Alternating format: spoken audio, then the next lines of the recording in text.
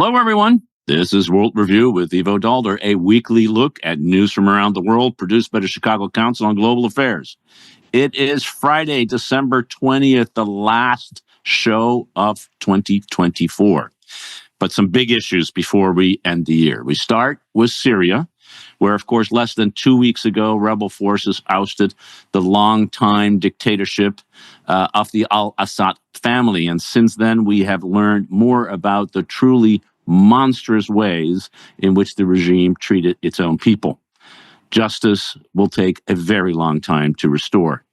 And of course, in the meantime, foreign countries from Israel to Turkey, Russia to the United States are all vying for influence and control over the country. What can we expect in the weeks ahead as we look to Syria's future? And then to Ukraine, where President Volodymyr Zelensky was in Europe, in Brussels, this week, asking Europeans for continued military support and long-term security guarantees. Europe itself is seeking a coherent stance, not only finding ways to continue to support Ukraine, but also to encourage the incoming U.S. President, Donald Trump, not to cut Ukraine off at its knees. And then finally, early signs that Trump will move quickly to try and silence his critics. Taking a page from the playbook of Viktor Orban, one of his favorite European counterparts, Trump is trying to go after the press by suing newspapers, threatening to pull broadcast licenses, and encouraging billionaire media owners to interfere with the editorial independence of the institutions they own. So here to help us sort out the week's events and to analyze what's happening and why are three reporters who are covering these stories. Steve Erlanger, chief diplomatic correspondent in Europe for the New York Times. Bobby Ghosh, a senior editor at Bloomberg. And Carla Anne Robbins, a senior fellow at the Council on Foreign Relations and now host of the World Next Week, a CFR podcast. Wonderful to see all of you. Good afternoon, Steve from Berlin and everyone else in New York and places on the East Coast. Great to see you. Bobby, let's start with you. The Syria story is both heartwarming and heart-wrenching when it comes to what is happening in the country. And in some ways, the people there will not have time even to absorb what's going on because everybody wants a piece of the pie and trying to find a way to use the weakness in the center to get what they want. Bring us up to date about what was most remarkable for you this week and what we should be most worried about. Well, I'm allowing myself, or I'm requiring myself to be guided by the mood and enthusiasm of my friends in Syria, who are in country, who have lived through the horrors of the last 15 years, and in fact, most of them have lived through variations of horror for the entirety of their lives. And there is still enthusiasm about the fall of the dictator, although that's now been a couple of weeks. There is still a degree of positivity about what can happen next. Most of the skepticism, most of the glass half empty analysis of what's going on in Syria is coming from outside of Syria. And that's not to suggest that that's wrong. Perhaps my Syrian friends are a little too close to the wood to see the trees. Perhaps there is a degree of just the kind of disbelief that their long national nightmare is over, and therefore a reluctance to engage with the possibility that there are other horrors that might be awaiting them. But for the moment, there's still a sense in Damascus, in Homs, in other places that were liberated from the Assad regime that the monster is gone, the regime around him has collapsed.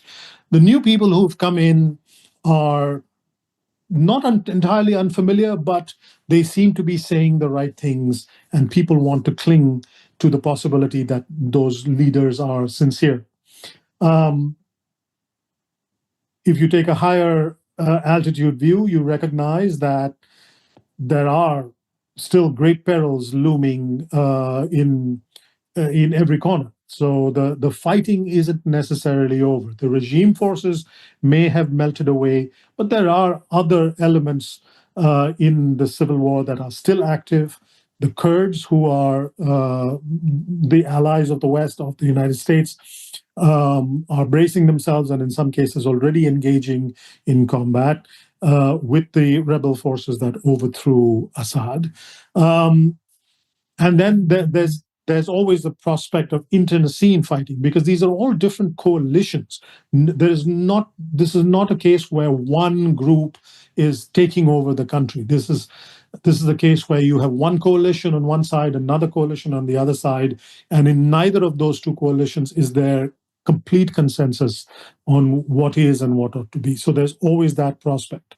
And then, as you intimated, there are all kinds of outside actors who have an interest in and a desire to take advantage of the chaos that is likely to ensue. So, the Russians are keen to continue to have influence in the country. They want to maintain both the air base and the naval base that they have in Syria.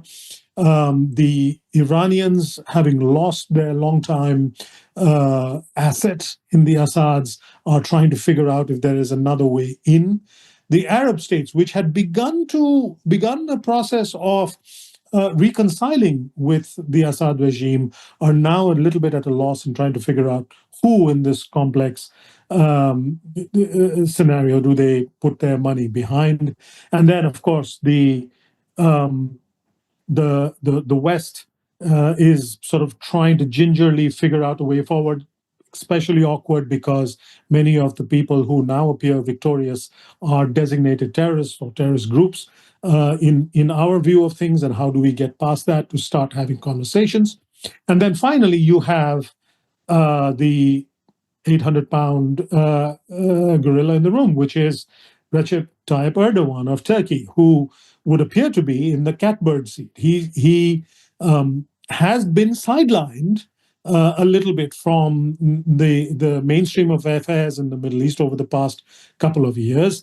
He was sort of not taken into the discussions around what should happen in Israel, which I think was a mistake by the Biden administration. But now he is the man, or at least he's projecting himself as the man who will decide more than anybody else what will happen next in Syria. And that puts him squarely in the center of things. And so I think you're going to see, even as the West reaches out to these new players in Syria, there will be an attempt to reconcile with Turkey and with Erdogan, and to try and see if his interests in that country can be made to dovetail with the interests of the West. I'm not sure that's how it'll work out, but that's the lay of the land at the moment. No, and it's and Bobby, really a fantastic lay of the land, both internally and externally. A lot we can dive into, Carla. You just decide which piece, but one of them is this really interesting thing about how the United States is trying to deal with this. On the one hand, the first, second, third, fourth, fifth statement was, of course, it's great that Assad is gone, but oh my God, we need, our number one interest is ISIS, and making sure that ISIS does not return. And then, interestingly, the most senior State Department official in the Near East is now in Damascus. We don't have diplomatic relationships, of course, with Syria, and a dialogue with a group that is still listed as a terrorist organization is ongoing. How have you read our reaction up to now, and what opportunities do you see for the United States here? Well, the Biden administration are incredible short timers at this point. And interestingly, in the beginning, they were basically saying the same thing the Trump administration. Incoming Trump people were saying, not our fight, just not going to do much here. And not just because these people were on the terrorism list, but just because didn't want to get sucked in. And they were seeing this basically as a Pentagon responsibility. Didn't want ISIS to take any more land, didn't want ISIS to take oil fields, didn't want ISIS to take any weapons that were, lying around there. That was their primary concern. So I think it's quite interesting that they sent these 3 diplomats there, basically because I think they see the scramble that's going on. I think they want to assert some U.S. influence potentially in the remaining few days that are there. The challenge, of course, is Trump keeps insisting not our fight. And interestingly, remember that Trump even wanted to pull the U.S. troops out. We've just found out that there's not just 900 troops there, there's closer to 2,000 troops there. What are the troops doing? They were protecting oil fields. They were trying to prevent all the things that we're hearing now. They were trying to prevent before. Do you remember that Trump wanted to pull all the troops out, and Milley told them they had to be there to protect the oil fields from ISIS? And Trump came out and said, "We're going to get that oil. That's our oil." So will they be describing this in completely transactional terms to Trump? Trump keeps arguing that we don't have dogs in any of these fights. So who knows what the Trump administration will do when they come in? No, absolutely. Who knows on anything, basically, what the Trump administration is going to do. But if he finds out that it's maybe that they have control of Greenland, who knows? Or Canada these days, who knows? Steve, you know this region extraordinarily well, and of course reported from, as has Bobby, from the area. The Israelis, their luck keeps on multiplying. It seems to me they saw an opportunity, and boy, they really took it. But what's their end game, which actually I think is probably the question after everything they do. What's your end game? Because it's never clear what their end game is. What's their end game in Syria? They liked Assad, though they didn't like him, but he kept the border calm. I mean, that was the main thing, and he wasn't fighting them on the Golan Heights, and he was respecting the buffer zone. So he falls. So the first thing Israel does is move to protect its borders, and even then move further into the buffer zone. And they've been talking to Druze. There are Druze on both sides, and there's some Syrian Druze who say they want to join Israel, which I hope doesn't happen because that would be incredibly complicated. But their interest was very similar to the American interest, which was to control, make sure that chemical weapons are either destroyed or are under control, that ISIS is pushed back. Why they bombed the Syrian Navy is beyond me. I don't know what the Syrian Navy was doing other than sitting there resting, but they bombed the Syrian Navy. And basically their argument is, they wanted to destroy Syria's military capacity to hurt countries outside Syria, because they said this had nothing to do with what happened inside Syria. You could buy that or not. I was just actually in the Gulf. I was just in Abu Dhabi. And the UAE is also really nervous, as you'd expect, much as Bobby said. There had been this process of reconciliation. In fact, the Saudis had recognized Assad just a few months ago. They restored relations, and they welcomed a year ago. They welcomed back to the Arab League.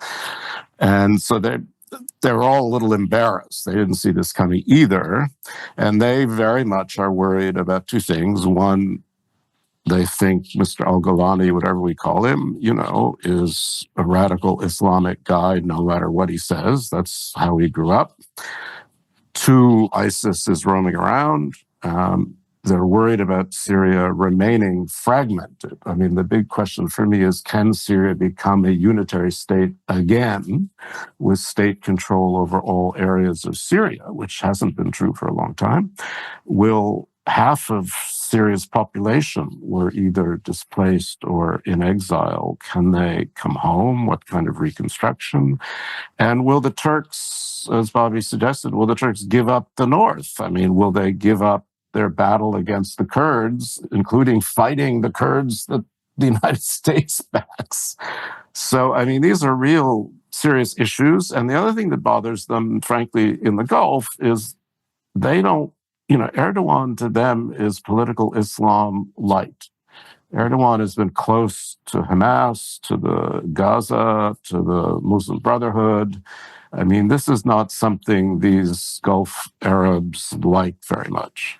So there's a lot of wariness. They want to help. They're calling on Israel naturally to come up with a political solution inside Gaza. But for Israel, if Syria is no longer available to Iran, then Hezbollah is kind of suffocated. And that may mean Hezbollah can, if it wants to survive, which I'm sure it will, because it has real constituencies, might turn back to being more of a political, charitable organization and worry less for a while about attacking Israel because it just won't have the stuff to do it. So a lot to play for, but a lot of anxiety. And to me, right now, the biggest question, as Ivo basically defined it, is can the current authorities in Syria pull together something coherent, inclusive, right? And once again, control Syria's borders as a single governmental state. Because that, as one thing we do know about the world is failing states produce lots of nasty things. They do, and Bobby, it seems one of the interesting things, I guess, is that particularly with an incoming Trump administration whose mantra is whatever happens in Syria, as long as it stays in Syria, it doesn't really matter to us. Who's going to orchestrate this thing, and how? Talking to your friends inside Syria, how confident are they that the current authorities are able to begin a process of reconstituting and rebuilding the nation? Because all of that is, of course, critical to start achieving not only the unitary state, which may be a long-term goal, but also to provide an environment for people to want to come home. And there's so many of them around the world who, given the choice, would like to come home.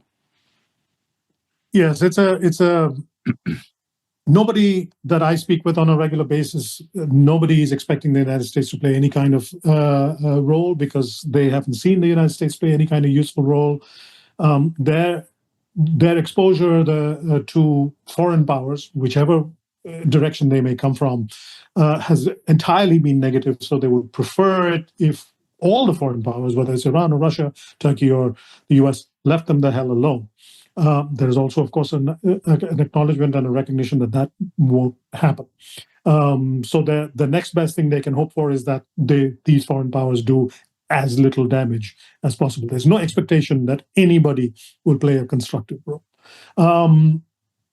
They recognize that it's not simply a case of they need people to come back. They need the intellectual capital as well as capital of people coming back to help rebuild the country. And let's remind ourselves that country has been thoroughly decimated.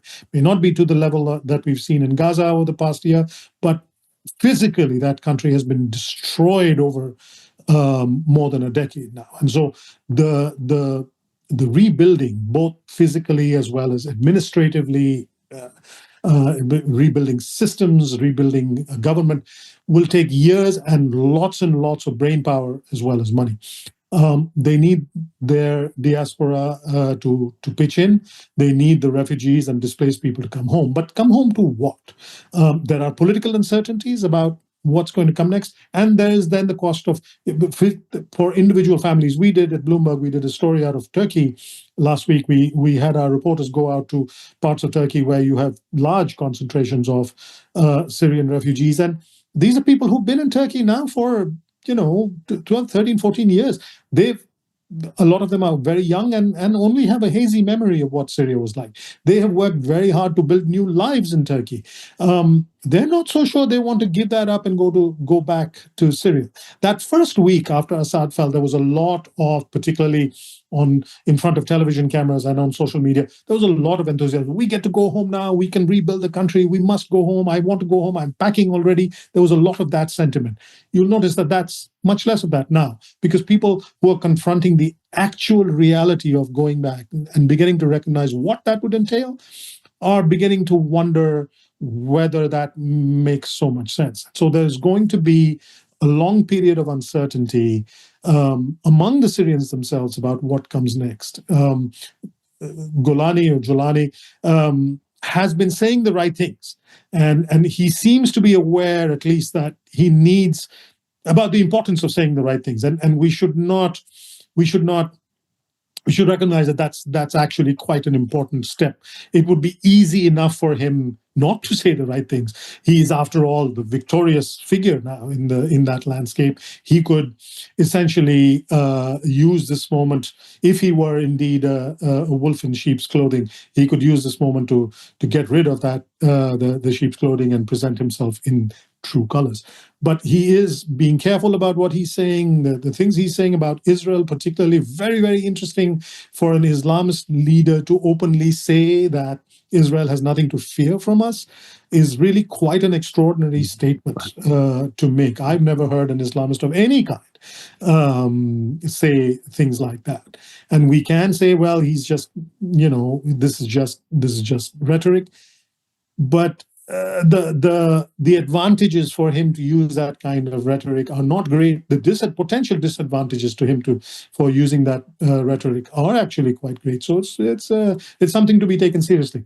My Syrian friends, to circle back, are trying their best to cling to the optimism of that first week, and I can begin to see that it's becoming harder and harder to hold on to that buoyant mood that we saw when Assad fled to Moscow. I mean, just sort of one quick thing. I mean, a lot of young Syrians came to Germany, for instance, in the Great Wave, right? So this has become a big political issue in the German election campaign, which votes on February 23rd. And some people were talking, oh, it's time for them to go back. And then people were told to calm down. But you identify the conundrum, which is people have set up lives and what will they decide to do? Many of them are obviously legal in Germany, so they don't have to leave. Anyway, I just thought it was a footnote, but one that supports what you said, Bobby. Some of them are Germans and don't necessarily feel a need to go back. But, and I guess I'd leave it at this optimistic. Hopefully, end of the year optimism.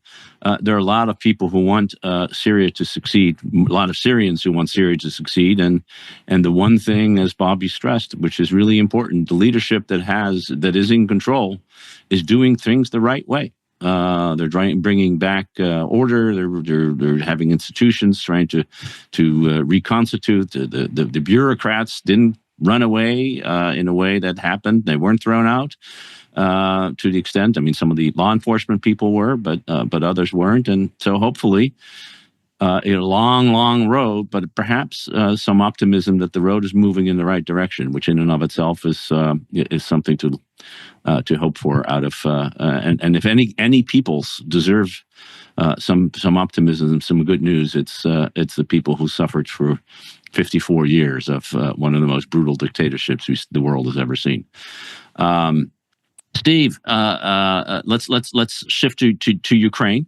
A big week in some ways, unexpectedly, I think, but a big week in Europe where there was a European Council meeting, a dinner with key leaders hosted by the NATO Secretary General and Zelensky, trying to figure out how 2025 won't be the disaster that some people were worried it might be. And I was struck, I was there, I was struck that a lot of these key leaders, while everybody in the commentary was talking about peace and negotiations and plans and this and that, they were talking about, no. Putin doesn't want peace. By the way, he said so again yesterday. What he wants is he wants victory. So we need to make sure he doesn't win. And that this job 1, 2, 3, 4, and 5. And whatever Donald Trump wants, that's what the Ukrainians need, and we need to be there. You've been reporting on this. How do you think the mood is shifting? Of course, the German and the political weakness that we have in Europe makes it hard. But where do you see Europe, and how do you see sort of 2025 first part of at least evolving? All good questions. I mean, I think we overdo this Europe leaderless thing. Europe's not leaderless, by the way. Macron's in there for 3 years. Germany has a government. It's just a minority government. It didn't collapse, per se, right? I mean, there's still a government, and Scholz still has lots of things to do. The problem is Ukraine's losing the war slowly. I mean, one wants to make sure it doesn't lose it suddenly. And Mark Rutte, I think, along with von der Leyen and Kaja Kallas, has been taking a leadership position. particularly on Ukraine, Rutte, I think, very impressively has called together for this dinner key European leaders, including the British, by the way, because they're part of NATO. And it was done on the sidelines of the West Balkan Summit and the EU Summit. But this was very much a sort of NATO show without the Americans to discuss how Europe not only should help Ukraine now, not worrying too much about some mythical peace treaty, and how it can show the Trump administration, incoming Trump administration, that Europe is thinking hard about its contribution, about burden shifting, about doing more itself to support Ukraine. Now, the answers can be vague. Ukraine has tons of money for next year because of the amortization of the frozen Russian assets. Money's not the problem. They have a fair number of shells, according to British intelligence officials. They now have one shell for every 1.5 Russian shells, so that's not bad. I mean, artillery shells, of course. Morale is a problem, mobilization is a problem. The biggest problem is air defense. And as much as people talk, we don't have air defense to give them. Right? But I do think there is something you identified very well. There's all this talk Macron sort of started about putting European troops into Ukraine, or first in Western Ukraine, to somehow secure a ceasefire line that doesn't exist yet, right? Because why would Putin thinks he's winning? Why should he stop? And of course, having lived in Russia, one thing I know about the Russians is the minute you mention the word compromise, they hit you harder because they think you're weak. That's the only reason you would talk about compromise. So this is why Rutte and the others have been arguing we have to help Ukraine push Putin back so that negotiations can be realistic, right? They can be real. And I was very struck that the Biden administration has sent Ukraine a lot of landmines, which to some degree is very controversial. But the idea is to help them get a defensive line that holds so they can stop losing territory, because that's the prerequisite to anything happening. So I think a lot of the talk about, what happens to make Ukraine secure for Zelensky, it's just NATO. It's still NATO. That's all he's probably right, but it seems also a bit of a fantasy right now, I have to say. Though lots of people talk about you could have a West German model, there's a Norway model, there's this model, there's that model. But first you've got to end the war, and you've got to end the war in a way that Russia doesn't win the war. And you also want to move fairly quickly because you want to preserve Ukraine, which is getting clobbered. Its energy system, its infrastructure. I mean, if the war is not going to be very different a year from now, right? I mean, you just will have a more ruined Ukraine that's more expensive to reconstruct. So I think, these are positive things. These are positive discussions, and I think, quite realistic ones underneath the rhetoric. But a lot of it really does have to do, I think, with not just reassuring Zelensky, but reassuring Donald Trump that Europe understands the stakes. Right? I'm not sure all Europeans understand the stakes, frankly. I mean, to me, it's a generational struggle, against a different Russia. I'm not sure all Europeans understand that. And then, you talk about money, fine, but who's got the money?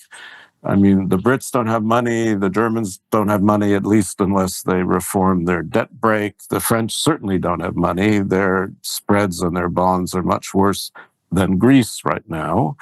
And, you can't get the Spaniards and Italians to spend even 2% of GDP on the military. So it's moving in the right direction. I wish it had started moving 2 years ago.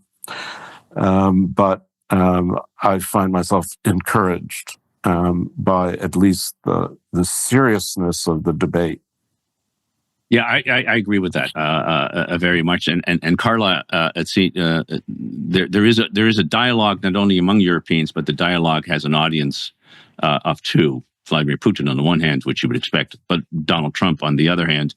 And one of the things I was told when I was in Brussels is that Rutte briefed the foreign ministers of NATO in the foreign minister meeting early on his meeting in Mar-a-Lago.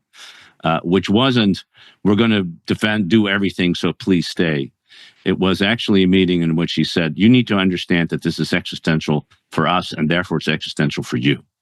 And we are going to do whatever it needs to make sure that Ukraine does not lose this war. And in fact, we're going to do whatever we need. And Trump is supposed to have said, I'm totally with you. Just need you guys figure out how to pay for it, because I'm not paying for it. And so part of the discussion now is, as Steve rightly says, there's a lot of money that is available for Ukraine, not so much for European defense, but for Ukraine. Is there enough stuff that the Europeans could buy in the United States to give to Ukraine? And the answer is, in my view, is, well, no, other than what's in current stockpiles, which is how we have given most of the stuff. And so one question is, can Europeans buy stockpile stuff, or at least pay for the replacement of it, in order to get more stuff quickly to Ukraine? Well, you know this better than I do as a former ambassador to NATO. There's lots of stuff, a reasonable amount of stuff. I mean, they have to, the generals and the planners have to make a decision. I mean, how much do we want to draw down what we have? There have been times with the surge in Afghanistan, surges in Iraq, in which we have gone down below what people want to have as a hedge on the shelf, because we thought it was essential for a war that we're fighting. Are the planners willing to scrape down below whatever the level is to a fight that Donald Trump doesn't actually consider an existential fight? Does he trust his planners? We don't even know what generals are going to be allowed to maintain their jobs at the Pentagon. But that's a pretty fundamental question here. Right now, what the Pentagon is doing is they're trying to get as much as they can out the door. They've got another $5.6 billion in authority, drawdown authority, and they said this week they're not sure they can get everything out fast enough. They're going to announce another $1.2 billion in acquisition authority, but that's going to take a year or more because that's purchasing. There's a huge discussion about how we guard defense industrial bases, and that's a long time development issue here. But yeah, there's a lot of stuff on the shelf still, and it's a decision that they're going to have to make. How close to the edge do we want to be for our own defense? And as you know, he's got Mike Waltz coming in as National Security Advisor. He's got Marco Rubio coming in as Secretary of State, and their mantra is going to be, Ukraine is a distraction from China.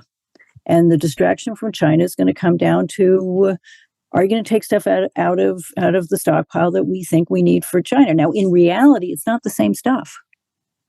But, that's really going to be the debate, I think. Yeah, tanks and tank shells are not particularly useful to when they're deployed in Japan. The Marines are finding some of the defensive stuff for Taiwan does come up. Yeah. No, absolutely. Bobby, how do you read the situation? Of course, Vladimir Putin had his annual press conference and said, I'm not interested in a ceasefire. Ceasefires are just being used in order to restock and replenish. So that doesn't make any sense. I'm only interested in real peace. And that means not just a compromise. It means they need to come forward and basically surrender. Not quite music to Trump's ears, who thought he was going to solve this problem in one day. But how do you read the situation, sort of in a broader sense? Where do you think the war and the negotiations is going to, or if the talk about negotiations will end up, given where the Europeans and the Americans are today? Well, given what Putin said, and that's consistent with what he said and his actions throughout the course of this, in fact, going back to 2014 and the annexation of the Crimea, this talk of negotiations has always been nothing more than talk about potential talks and occasional sort of desultory attempts to move forward in that direction.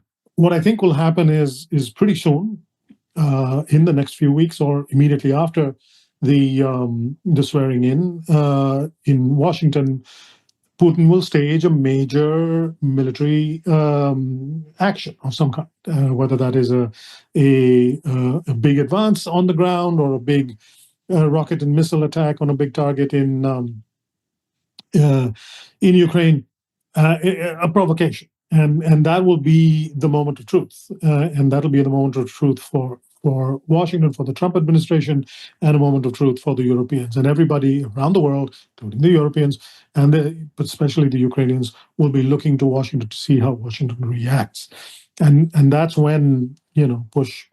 Sorry to indulge in a cliche, comes to real shove. What happens then if Trump at that point says, this is not no dogs in this fight for me, then the Ukrainians will know that they really are essentially by themselves.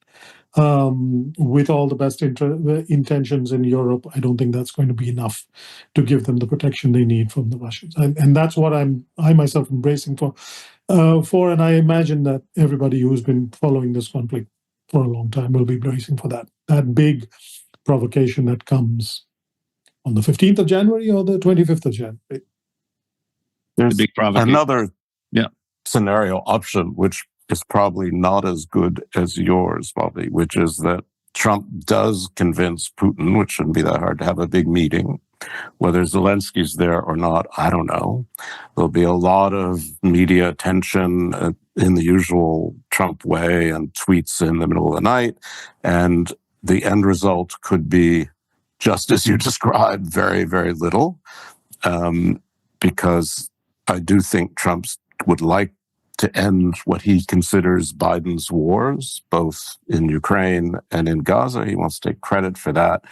I don't think he cares whose interests are sacrificed if he can end the bloodshed. So Putin, when I was listening to some of his press conference, again, he impresses me. He's smart and he answers questions and he has arguments. You may disagree with him, but there's no loss of mental acuity there. This guy, he's a serious figure, and I think part of our problem has been in the past we just don't take seriously what he says. I think we need to take seriously what he says. Yeah, he certainly has behaved in a way that is fully consistent with what he's been saying since at least 2007 publicly at the Munich Security Conference, if not longer than that. And we can beat ourselves over the head, but the reality is the way we need to beat ourselves over the head is not actually listening to what he says. Which may be a strange but a good way to move to our final topic, which is what can you believe? And one of the reasons, we have World Review, and we bring in journalists whose job it is to discover the truth and to write about it and to try to hold people to account is the role. That's the role of the fourth estate. And one of the authoritarian temptations is to say, we don't like it when you disagree with us or find accountability and truths which we don't like. And we have seen this in every single place where authoritarianism is taking hold. And I mentioned Viktor Orban in the beginning, and Orban has perfected a form of illiberalism. And we're seeing some really disquieting signs, if I put it mildly, Carla, on what might be coming here. And it's not just what the government is doing, it's actually the financial ecosystem of our media enterprise that is, as one wag said it, the bullshit to reporting ratio is out of whack. We used to have a lot of reporting and a little bullshit. Now we have a lot of bullshit and a little reporting when you go on the internet. I thought that was a wise view. But Carla, bring us up to date. What's been happening and why should we pay attention?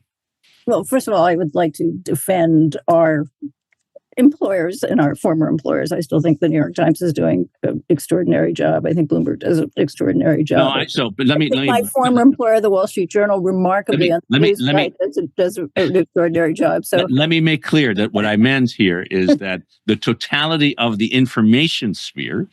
Yes. We're definitely drowning in bullshit. I agree with you. That's I did not want to imply that any of your current, former, or other employers are engaged in. But it's tough out there, and particularly when you have younger people say, why should I believe you anymore? Yes, okay, but that's a conversation for another day. So Orban, I think, is quite interesting. He goes to CPAC 2 years ago, and he tells attendees, conservative attendees, that they should go out and have their own media. And Reporters Without Borders estimated in 2022 that buyouts by pro-Orban oligarchs had given Orban's party control of 80% of Hungary's media market. And that's how they did it. His rich friends went out and they bought up everything and bullied everybody else out of the market. And they did have one other advantage in Hungary, with the government was largest advertisers, and 90% of the ads went to these pro-Orban media outlets, and they kept them afloat that way. And there are some independent sites in Hungary, but they don't get the ads. And so that's how they control the media market. So what's actually going on here? Well, in the first term, as we all know, Trump constantly attacked the press. He used these classic authoritarian, more Putin-esque language than anything else, talking about fake news and the enemy of the people. Constantly invited people at his rallies to physically threaten the press. This time, it's even more institutional. He's talking about throwing journalists in jail, investigating news organizations for treason, using the FCC to revoke broadcast licenses. He's nominated a very compliant attorney general and an FBI director who has an enemies list with all sorts of people on it. Former CIA director, but he said that he's going to throw reporters in jail. And Trump talks about straightening out the press. They call them conspirators. Trump personally has lawsuits against the Pulitzer Prize Board, CBS News, for allegedly editing the Kamala Harris interview during the campaign in a way he didn't like. He now has sued the Des Moines Register and its parent company, Gannett, and Ann Seltzer, this pollster, for what was an inaccurate poll. But, polls are not always great. And until it caved last week and agreed to pay a future Trump Foundation $15 million, he was also suing ABC News for this defamation after Stephanopoulos misspoke. He repeatedly said that Trump had been found liable in a New York court for rape rather than for sexual assault. Now, this cave was a real shocker. Most legal analysts I've read said that they could have continued to fight and could well have won, because we all know that under the law, Trump would have had to prove not only that ABC had broadcast false information, but it would have to have shown that they knew it was false. Now, why they caved, we're going to find out eventually what was going on there. But it has given them even more of an incentive to go out and do it. Now, Trump has a long history of suing the press for defamation. The difference this time around is he has the levers of power to do it. And that's pretty damn scary. And that sort of becomes more of the Orbanization of it. So I think there are two things to really think about this. One is the trickle-down possibilities here for local journalists. It's one thing for the New York Times to be able to stand up to it. And I'm sure that the New York Times will, and other major news organizations, most of them, although, boy, that ABC cave is a pretty extraordinary thing. But imagine if you are a smaller news organization, which are struggling as it is, and the invitation here is not just for Trump to bully them, but state and local officials, which are already beating up on local news organizations, they're going to become increasingly boldened for what is referred to as lawfare. I mean, they're going to go after them, and they can barely afford to stay afloat as it is. And we're going to see more and more of that. And I find that really terrifying. And then the other thing is what you were referring to it. These corporate oligarchs, much like in Hungary, even extremely wealthy ones, which could afford to fight back, or seem to be pretty nervous or currying favor. This is what political scientists call anticipatory obedience. The Washington Post and the LA Times pulling their Harris endorsements. Jeff Bezos' chummy dinner with Trump at Mar-a-Lago this week.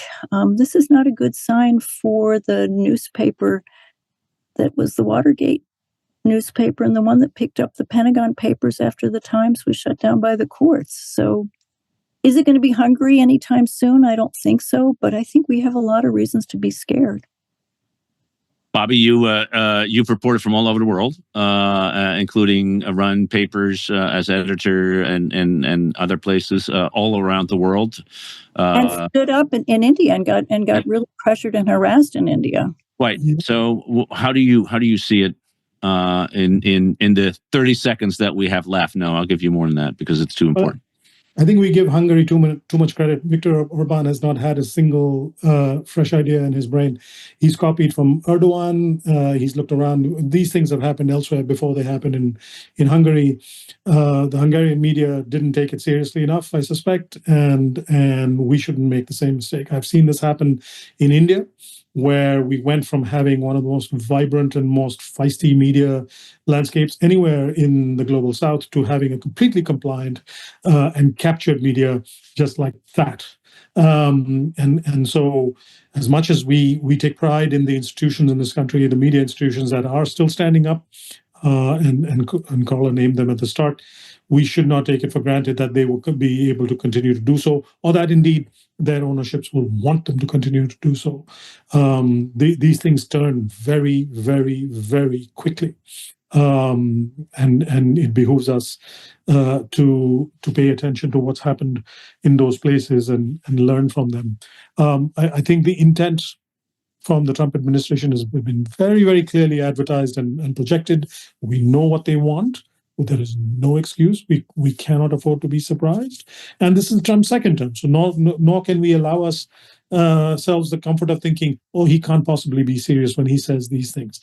He is serious. He has serious people around him. They will come for us. And we have to be ready for them. Yes, so I think one of the realizations is just as with Putin in 2007, we have to be warned, and the question is, are we ready to do anything about it? It'll be the big question on this one for 2025.